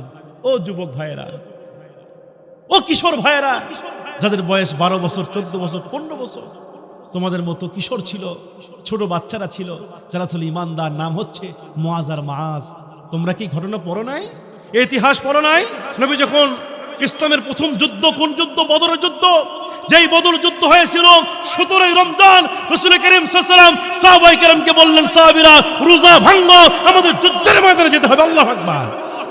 সাহাবীরা রোজা ভাঙতে চান না, খেজুর খায় না, ইতস্তবোধ করছে, রোজা কেমনে ভাঙবো? আল্লাহ রাসূল তখন নিজেই একটা খেজুর নিয়ে খেজুর খেয়ে রোজা ভেঙে ফেললো। রাসূল যখন রোজা ভাঙছে, সাহাবীরা কি আর রোজা না ভেঙে থাকতে পারবে? সাহাবায়ে কেরাম রোজা ভাঙলো, রাসূল বলতে, সাহাবীরা রোজা ভেঙে ফেলো, ইসলাম যদি কায়েম হয়ে যায়, দিন যদি বিজয় হয়, রোজা থাকবে, ইসলাম কায়েম না হলে রোজাও থাকবে না। আল্লাহ রাসূল তিনি চলে যাচ্ছেন বদর প্রান্তরে। নবীজির সৈন্য হলো মাত্র 313 জন। কয়জন সৈন্য? 313 জন। আর কাফেরের সৈন্য হলো 1000। কয় হাজার? নবীজির সংখ্যা 313 জন। ছোট্ট দুইটা বাচ্চা খবর পেলেন নবী যুদ্ধের ময়দানে যাচ্ছে। আপন দুই ভাই মাস আর মুআজ, একজনের বয়স 11 বছর, আরেকজনের বয়স 13 বছর। সুবহানাল্লাহ বলেন। একজনের বয়স 11 বছর, আরেকজনের বয়স 13 বছর। ছোট্ট দুই ভাই নবীজির সামনে গিয়ে হাজির হলেন। ইয়া রাসূলুল্লাহ, আপনি যুদ্ধে যাচ্ছেন। ও রাসূল, আমরা শুনতে পেলাম মুসলমানদের সৈন্য নাকি কম, আপনি যদি অনুমতি দেন আমরা দুই ভাই যুদ্ধের ময়দানে যেতে চাই। নবী ডাক দিয়ে বলছেন, মুআজ আর মাস, তোমরা তো ছোট মানুষ, তোমরা তো যুদ্ধ করতে পারবা না, কারণ যুদ্ধ করতে গেলে শরীরে শক্তি লাগে, হেলমেট পরতে হয়, তলোয়ার চালাতে হয়, এই শক্তি তোমাদের গায়ে নাই, তোমরা চলে যাও। বড় ভাই ডাক দিয়ে বলছেন, রাসূল, আমি বয়সে বড়, আমার গায়ে শক্তিও বেশি, আপনি আমাকে যুদ্ধের অনুমতি দেন। ছোট ভাই ডাক দিয়ে বলছেন, রাসূল, ও বয়সে বড় হলে কি হবে, ওর চাইতে আমার শক্তি কিন্তু কম নয়। আল্লাহু আকবার বলে। কেমন ঈমান দেখে, ছোট্ট মানুষ, গায়ে শক্তি নাই, বাহুতে জোর নাই, কিন্তু ঈমানের শক্তি আছে না নাই? দেখেন ঈমানের পাওয়ার কাকে বলে, তাদের ঈমান কেমন আর আমাদের ঈমান কেমন। ছোট্ট দুই বাচ্চা যখন এইভাবে বলতেছিল, নবী আমার তাদের কথা শুনে খুশি হয়ে গেলেন। নবী আমার খুশি হয়ে গেলেন। আর মনে মনে নবী আমার চিন্তা করছে, এই ছোট্ট দুইটা বালকের ঈমান এত বেশি, আমি তাদের ঈমানটাকে আর একটু জাস্টিফাই করব, একটু যাচাই করব। নবী আমার মুহূর্তের মধ্যে বলছে, এই দুই ভাই মুআজ আর মাস, তোমরা এই মুহূর্তে দুই ভাই কুস্তি লাগো, লড়াই করো, মারামারি করো, যেই ভাই মারামারিতে জিতে যাবে আমি তাকে যুদ্ধের অনুমতি দেব। আল্লাহু আকবার কোন। যেই ভাই মারামারিতে জিতে যাবে আমি তাকেই যুদ্ধের পারমিশন দিব। এই কথা যখন আমার রাসূল বলেছে, বলতে দেরি হয়েছে, কিন্তু দুই ভাইরে চুম্বকের মতো চাপটে ধরতে দেরি হয় না। আল্লাহু আকবার বলেন। দুই ভাইরে চুম্বকের মতো চাপটে ধরলেন, মারামারি শুরু করলেন, কুস্তি শুরু করলেন, লড়াই শুরু করলেন। বড় ভাইয়ের গায়ে শক্তি বেশি, ছোট ভাইকে মারতে মারতে ছোট ভাইকে তলে ফেলায়া বড় ভাই ছোট ভাইয়ের বুকের উপর বসে গেছে, ছোট ভাই নিচে পড়ে গেছে। ছোট ভাই নিচে পড়ে বড় ভাইয়ের কাল্লাটা টেনে আনলেন, কাল্লার এই কানটা সামনে রেখে কানের সামনে ছোট ভাই মুখটা লাগাইয়া ফিস ফিস করে বলছে, বড় ভাই রে, আমরা তো একসঙ্গে খাবার খাই। ও বড় ভাই, আমরা তো একসঙ্গে গোসল করি, আমরা তো একসঙ্গে নামাজ আদায় করি। ও বড় ভাই, আমরা তো একসঙ্গে নবীর দরবারে আসি, আমরা প্রত্যেকটা কাজ একসঙ্গে করি। ও বড় ভাই, তুমি কি আমাকে একাই রেখে ওই যুদ্ধের ময়দানে গিয়া শহীদ হয়ে আমার আগে জান্নাতে যাবে নাকি? বড় ভাই রে, তুমি তোমার শক্তিটাকে হালকা করে দাও, আমি তোমার বুকের উপর উঠে বিশ্বনবীকে প্রমাণ করে দিব আমিও তোমার চাইতে শক্তিতে কোনো অংশ কম নই। এটাকে বলে ঈমান। এটাকে বলে কি? এই ঈমান যদি আমার মধ্যে থাকতো, আপনাদের মধ্যে থাকতো, তাহলে এই বাংলার জমিনে আলেমদেরকে জেলের মধ্যে বন্দী হওয়া লাগতো না। কথা বলেন না কেন? 17 বছর ধরে বাংলার জমিনে কত আলেমদেরকে মিথ্যা মামলা দিয়ে, মিথ্যা তহমত দিয়ে জেলের মধ্যে বন্দী করেছে ফ্যাসিবাদী সরকার। কোরআনের মুফাসসির যিনি 50 বছর কোরআন বুকে নিয়ে সারা পৃথিবীতে কোরআনের তাফসীর করেছে, শহীদ আল্লামা দেলোয়ার হোসেন সাঈদী। ঠিক কিনা বলে? যে আল্লামা সাঈদী 50 বছর তাফসীর করেছেন সারা পৃথিবীতে, যার মাহফিলে হাজার হাজার নয় লক্ষ লক্ষ মানুষ যার মাহফিল শুনতো, আল্লামা সাঈদীর আলোচনা শুনে হাজার হাজার অমুসলিমরা কালেমা পড়ে মুসলমান হয়ে যেত। যে আল্লামা সাঈদীর কপালে মাঝে মাঝে কাবার ইমাম চুম্বন করতো, আল্লাহু আকবার বলেন, সে আল্লামা সাঈদীকে তারা মিথ্যা ধর্ষণের মামলা দিয়ে জেলের মধ্যে বন্দী করে তারা চিকিৎসার নামে ইনজেকশন পুশ করে আল্লামা সাঈদীকে তারা হত্যা করেছে। কথা বলেন না কেন? তারা মনে করেছিল আল্লামা সাঈদীকে হত্যা করে এই দেশ থেকে ইসলামকে উৎখাত করে ফেলবো। তারা মনে করেছিল শহীদ ওসমান হাদিকে এই দুনিয়া থেকে বিদায় করে আমরা সত্য কথা বলা বন্ধ করব। আমি বলতে চাই, এক সাঈদী চলে যাবে, লক্ষ লক্ষ শহীদের জন্ম হবে, এক ওসমান হাদির বিদায় হবে, পরে করে ওসমান হাদিদের মতো সন্তান জন্ম নেবে। কথা কোন ঠিক কিনা? আমার ভাইরা, আল্লামা সাঈদী কে যারা হত্যা করেছে তাদের বিচার আপনারা চান কিনা? তাদের বিচার চান কিনা? আল্লামা সাঈদী আজ থেকে 14 বছর 15 বছর আগে যা বলে গিয়েছেন, আজকে 2024 সালে আমরা প্রত্যেকটা কথা বাস্তবে মিল পাচ্ছি। কথা বলেন না কেন? আল্লামা সাঈদী বলে গিয়েছিলেন, এমন একটা সময় আসবে পালাবার জন্য ইঁদুরের গর্তও খুঁজে পাবা না। কথা বলেন না কেন? আল্লামা সাঈদী বলেছিলেন, বেশি লাফালাফি করো না, গাছের গোড়া থেকে এমন একটা ঝাঁকুনি দেওয়া হবে, মামু বাড়ি দিল্লি গিয়ে পড়বা। বাংলার জমিনে জায়গা হয় নাই, ঠিক কিনা? দিল্লিতে যাই নাই, দিল্লিতে যাই নাই, দিল্লিতে গিয়েও ষড়যন্ত্র বন্ধ নাই, মাঝে মাঝেই বলতেছে কাছেই আসি, চট করে ঢুকে যাবো। কথা বলেন না কা? আমরাও বলি কোনো সমস্যা নাই, আপনি আসেন। কথা বলেন না কেন? আপনি আসেন, আপনি শর্ট করে ঢুকে গেলে আমরা বাঙালি ফট করে ধরে আয়না ঘরে ঢুকাবো। ঠিক কিনা বলে? নির্যাতন কি কম করেছে? কথা বলেন না কেন? কি অপরাধ ছিল মুফতি আমির হামজা, কি অপরাধ ছিল রফিকুল ইসলাম মাদানী, কি অপরাধ ছিল আল্লামা মামুনুল হক সাহেব? তাদেরকে জেলের মধ্যে বন্দী করে এত পরিমাণ নির্যাতন করা হয়েছে যা ইতিহাসে বিরল। কথা বলেন না কেন? ইতিহাসে এমন নির্যাতন কেউ করে নাই, তারা বাংলার জমিনে থাকতে পারে নাই। আপনারা দেখেছেন 5 আগস্ট যেদিন লং মার্চ টু ঢাকা, বাংলাদেশের সমস্ত ছাত্র যখন ঢাকায় চলে গেল, রাজপথ আন্দোলন হলো, মনে হচ্ছে হুদের ময়দান কায়েম হয়ে গেছে। আল্লাহু আকবার বলেন। হাজার হাজার ছাত্ররা যখন রাজপথে যখন আন্দোলন করা শুরু করলো, ওই সময় ফ্যাসিবাদী সরকার কি করেছিল? সেনাপ্রধানদেরকে চাপ প্রয়োগ করা হয়েছিল, সেনাপ্রধানদেরকে চাপ প্রয়োগ করা হয়েছিল। সেনাপ্রধানদেরকে বলা হলো, এই ছাত্রদের বুকে গুলি চালাও, ছাত্রদেরকে গুলি মেরে বুক ঝাঁঝরা করো, রক্তের বন্যা বয়ে দাও, তারপরেও আমাকে ক্ষমতার চেয়ারে থাকতে হবে। কথা বলেন না কেন? ওই সময় সেনাপ্রধান সেদিন বলেছিলেন, কয়জনকে গুলি মারবো? একজন যুবককে গুলি মারলে 10 জন যুবক গুলির সামনে বুক পেতে যায়। আল্লাহু আকবার বলেন। কয়জনকে আমরা মারবো? একজনকে মারলে 10 জন গুলির সামনে বুক পেতে দেয়, 2 জনকে মারলে বিচ্ছু লাগিয়ে দেয়।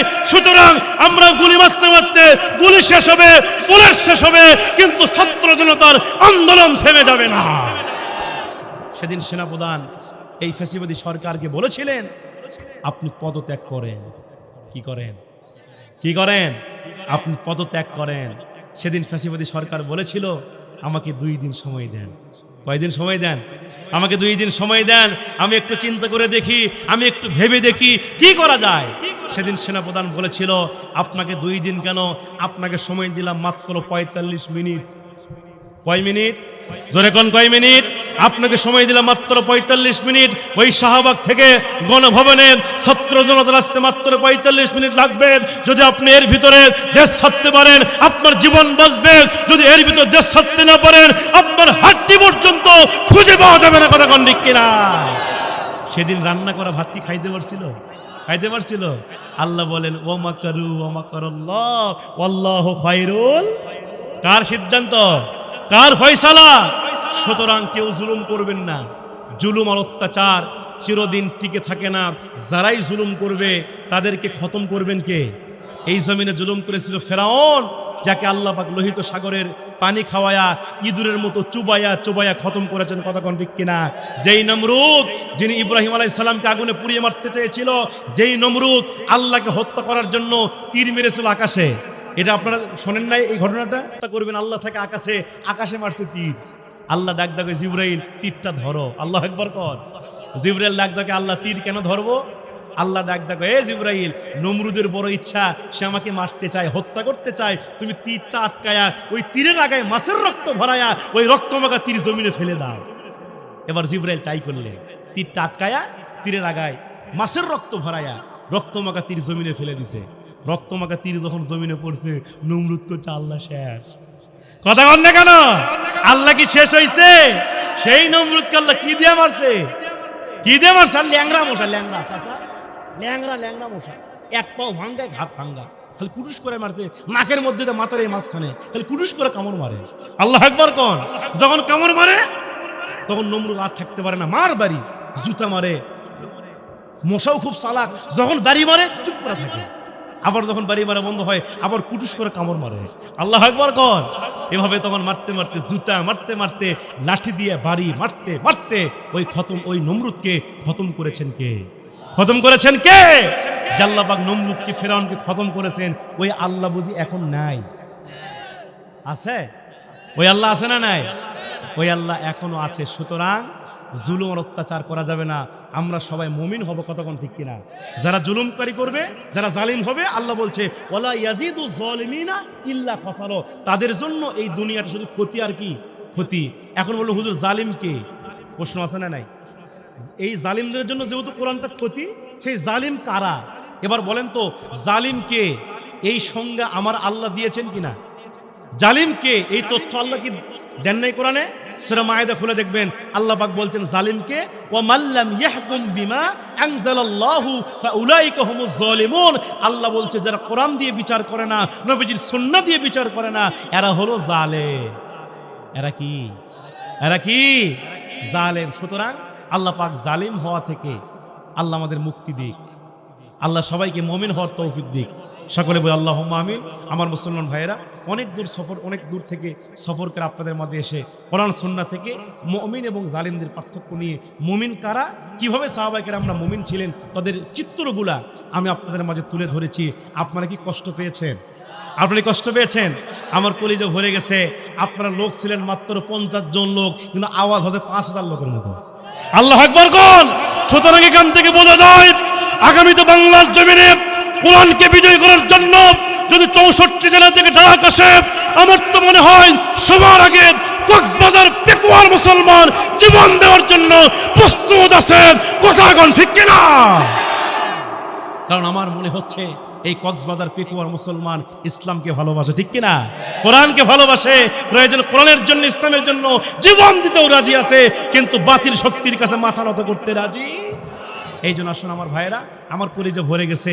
যদি আবার কখনো কোথাও আপনাদের মাঝে আসি, আপনারা কি আলোচনা শুনতে আসবেন ইনশাল্লাহ? আসবেন ইনশাল্লাহ। আমি আপনার জন্য দোয়া করি।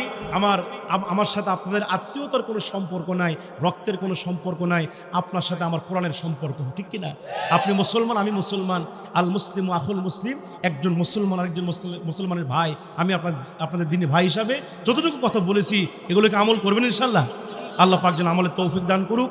এবং আমার এই যে যুবক ভাইয়েরা, আল মদিনা ইসলামী তরুণ সংঘের এই যে কলিজার টুকরা যুবকরা, অক্লান্ত পরিশ্রম করে আমার এই সোনার টুকরা যুবকরা এই যে আজকের এই জান্নাতের বাগান লাগিয়েছেন। আচ্ছা বলেন তো, আমার এই যুবক ভাইয়েরা ইচ্ছা করলে এখানে গান বাদ্য করতে পারতো না? তোরা এখন পারতো না? কিন্তু আমার এই কলিজার টুকরা যুবকরা কোনো গান বাদ্য না করে আজকে তারা জান্নাতের বাগান লাগিয়েছে, তাফসিরের আয়োজন করেছে। এই তাফসির মাহফিল আগামী বছর এর চাইতে বড় করে হোক, এটাকে আপনারা চান? এটাকে আপনারা চান? ইনশাল্লাহ আমি দোয়া করি আগামী বছর এর চাইতে বড় তাফসির হবে এবং এই যুবকরা ইনশাল্লাহ ঐক্যবদ্ধ থাকবেন।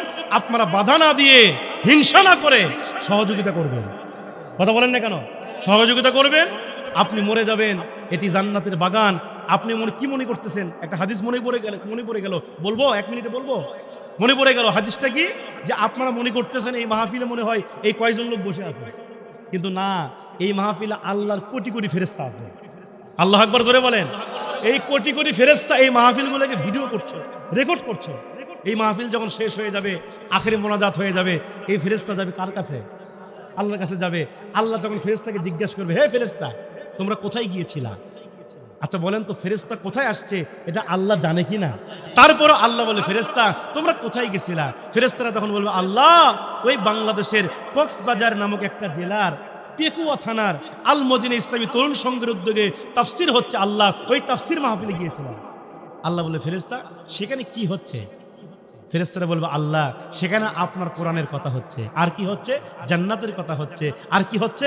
জাহান্নামের কথা হচ্ছে। আল্লাহ ডাক দিয়ে বলে, হে ফেরেশতা, তারা যে জান্নাতের কথা বলে, আমি রবের কথা বলে, তারা কি আমি আল্লাহকে দেখেছে? ফেরেশতারা বলে, ও আল্লাহ, তারা কোনোদিন আপনাকে দেখে নাই। আল্লাহ ডাকতে বলবেন, ফেরেশতা তারা যে জান্নাতের কথা বলে, জাহান্নামের কথা বলে, তারা কি জান্নাত জাহান্নাম দেখেছে? ফেরেশতারা বলবে, আল্লাহ তারা কোনোদিন জান্নাত জাহান্নাম দেখে নাই।